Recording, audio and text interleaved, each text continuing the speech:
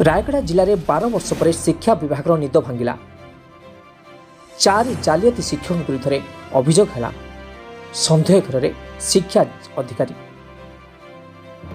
रायगढ़ जिला काशीपुर गोष्ठी शिक्षा विभाग अधीन 4 जन जालियाती शिक्षक चिन्हट होती।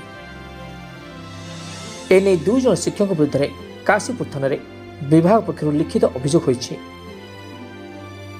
काशीपुर ब्लॉक शिक्षा विभाग में 2012 और 2018 नियुक्ति समय किछि शिक्षक जाल प्रमाणपत्र जरिया अद्यावधि कार्यरत थिबा बेले विभाग पक्षर होइतिबा तदंतर वर्तमान 4 जन कार्यरत शिक्षक छंदी होइछन्ति।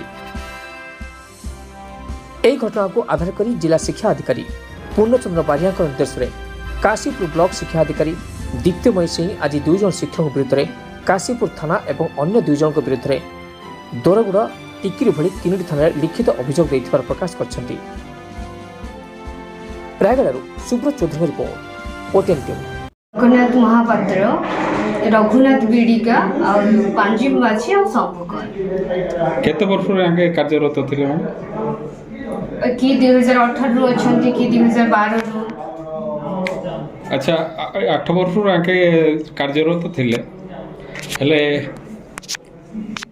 आपण एते दिन इनक्वायरी करबा के एते समय केमि लागे सेडा डीपीसी कहि परिबे सर। प्रतिशत कौन मिल जाए मैडम थाना आमको बस आमे आम काम थिला अफेयर दबा हमको अफेयर कपटे बोली दे। आपण कोन आशा करछन ताके थारो रिकवरी हेबो ना बंधा हेबे सेटा जणा पड़िबे इन्वेस्टिगेशन कर। धन्यवाद।